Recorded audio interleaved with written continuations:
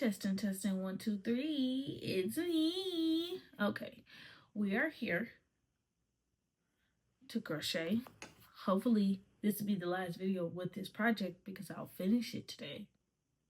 But we are in our 30 days of crochet. Well, I'm doing a challenge with my siblings. If most of you don't know, where we all make videos for 30 days, and whoever consistently makes the 30-day videos gets to win $10 from each of us, and it's 5 of us, so it's like $50 or $40. I don't do math. I crochet. Okay, in today's video, I do have notes. So, I got my little notes. I got my lovely flowers next to me that my husband got me. And yeah, we're gonna talk about, is crochet political? Because I think it is. I think it's always been political. Do you think crochet is political? Let's write down in the comments, okay? Before I give you all of my reasons why, you tell me why you think crochet is or is not political. Yeah, I'm giving you a few seconds. Go while I find wherever in this project starts. That's not right. It undid all of these zeros. Okay. Now we're back to a place where I can actually start crocheting so we can start talking about my topics, okay? Oh, first off, welcome everyone, either back or to my channel. So thank you for coming. Thank you for chit-chatting with me. I appreciate you. Hope you appreciate me for spending my time with you, okay? We are going to talk about, is crochet political? I would say yes. I would say yes for a plethora of reasons, really. But if we're really going to start off, we really need to talk about what crochet is. And not knitting, but crochet. And the biggest thing is crochet is done with one hook and yarn. That yarn can be made out of plastic, bamboo, cotton, whatever your heart desires. That yarn can be thin, thick, but one hook, yarn, crocheting.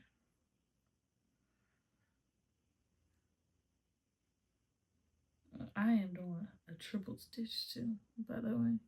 I love it. Okay. And the first thing I would say is crochet is seen as womanly. And the reason I say that is mostly women crochet. Yeah, crochet has been predominantly a woman-led hobby. You know, it's been very much seen as a hobby instead of a skill. But I feel like to crochet, you need to know how to count. You need to be able to see what's symmetrical. You need to be able to have an imaginative mind. Like, there's so many layers to crochet and things that you need to be able to do crochet that I would definitely view it as a skill, you know?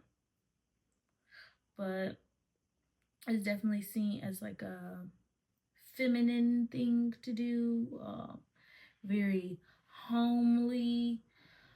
And this is not by accident.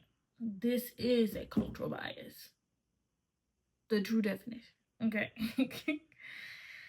And with that, you know, that does mean that the labor behind crochet is taken less serious.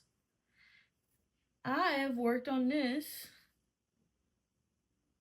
for days at this point. I put days into this, so that means the actual hours I've spent in those days have at least been 1 to 2, 3 hours a day. So this has like 12 hours worth of work on it. But if I wanted to pay myself $10 an hour for that 12 hours of work I put into this, which would not be enough personally for me. Like I would need like 20 to $30 an hour to for this to be realistic. But let's say just 10, that's $120 for a piece I have not finished. And it doesn't include the cost of the yarn. This yarn was thrifted, so it did cost less than $2. But let's say I'm buying yarn firsthand, which now I'm buying it secondhand, firsthand, which this yarn was made for me. This is a cotton and acrylic. It's 78% cotton, 22% acrylic. So it does make it a little bit more pricey, but I want to say the bundle of this was $5 to $6, maybe even $10. And like that just makes your piece more expensive. Not to mention if you do 100% cotton, which cotton is like the cheaper natural fiber you can do. Like the other natural fibers are a lot more expensive, and then those are mass produced. Those came from Amazon. So it's like the really all that labor plus the amount of what the supplies could cost to make, if I'm also considering that labor in it, that all is political. Who gets to decide what labor costs is political. To try and remove crochet from that seems a little disingenuous, disrespectful to the time and the effort that I have to put into every single piece.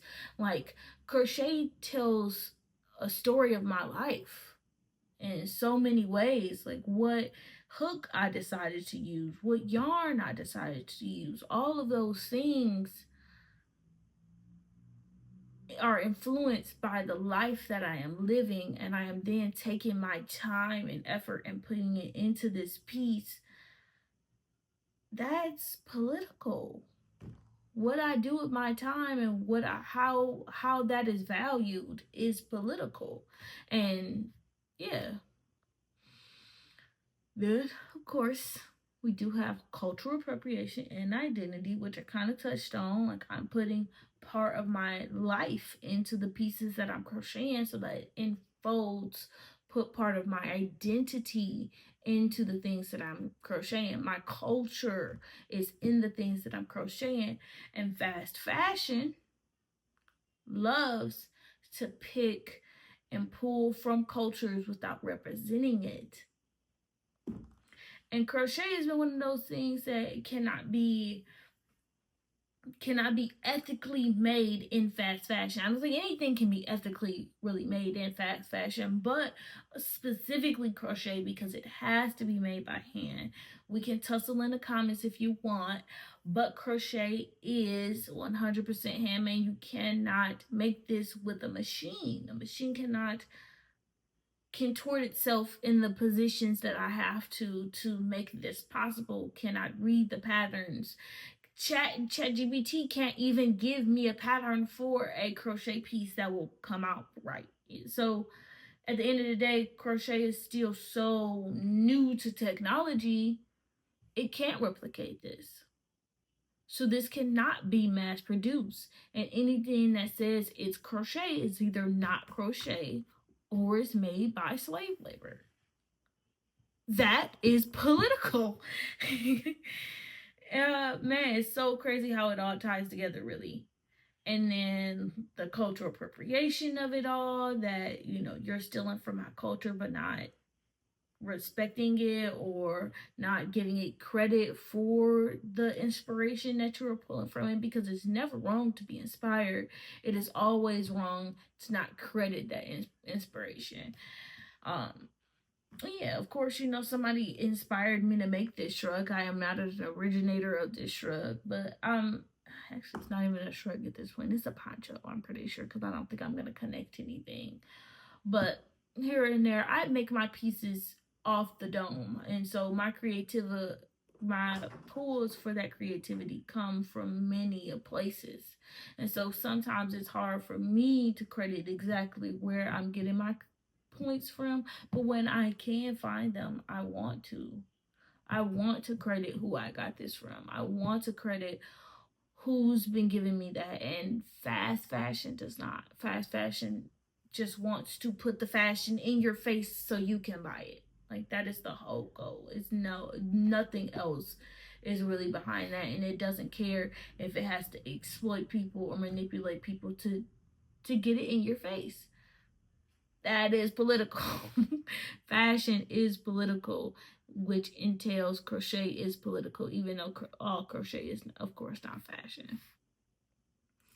And then you also have resistance and reclaiming. Okay? And this is where political art comes into play. You know, one of the things, because I did talk to ChatGPT before I came to make this video.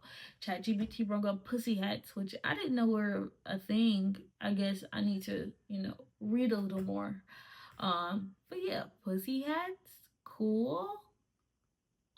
Any other political art? I'm gonna try and throw some photos of some political art right here for you, so you can really see, like, they was doing their thing. And I feel like political art is definitely something I want to step into more. And I feel like all art in a way is political. Like I said, it's a representation of the time and the place, and that in itself is political. The person, as a Black woman, I am political. I just me breathing is political. So I don't see how crochet couldn't be. This video is just me telling y'all that everything is political. Everything is political. And I mean, it is. Like, what you eat is political. I just seen something about Egyptians are putting rice and flour and baby formula in water bottles, so in hopes that they would float across the sea to Gaza. Like, that is political. What you eat is political. That's crazy that that's something that someone has to do to ensure that their neighbors can have food. And what humanity that takes to care so much and deeply about someone that you don't allow them to starve.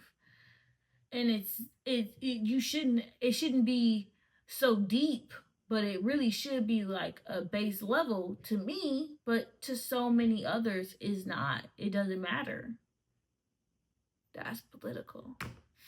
So it doesn't have to necessarily be that your art is you're taking pictures of Gaza or you're representing that in the art. It's just the fact that that is happening while you're making the art that would influence the decisions of the art you make. Because now looking at this kind of looks like a fishnet, and it could represent the sea of Gaza. Is that really where I was going with it? No. Did my subconscious maybe pick up on that and is building something and reflective to that? Maybe. My name is Ariel. Part of your world. I really hope I edit this, because if I don't, some of these clips are gonna look a little weird. But yeah. Okay, so where were we going? We were talking about political art and how everything's political. And I really think that that is really where I want to go with it, because, like, even crocheting as self-care is political. Oh, June, how can I help you? No. How can I help you? Okay, I'll come turn the TV back on, okay? What are you doing? I'm recording a video. I'm almost done. I just have to outro my video. It felt like, you this is the second video you've come while I was doing my outro. I want to do a video too. Okay, well, all I have to do is tell them to like, subscribe, and I ask them, do they think art or crochet in particular is political? And if you want to talk about art, we can go more general. Do you think art is political? Why not? Or do you think we just need to keep it chill? Everything doesn't have to be that deep.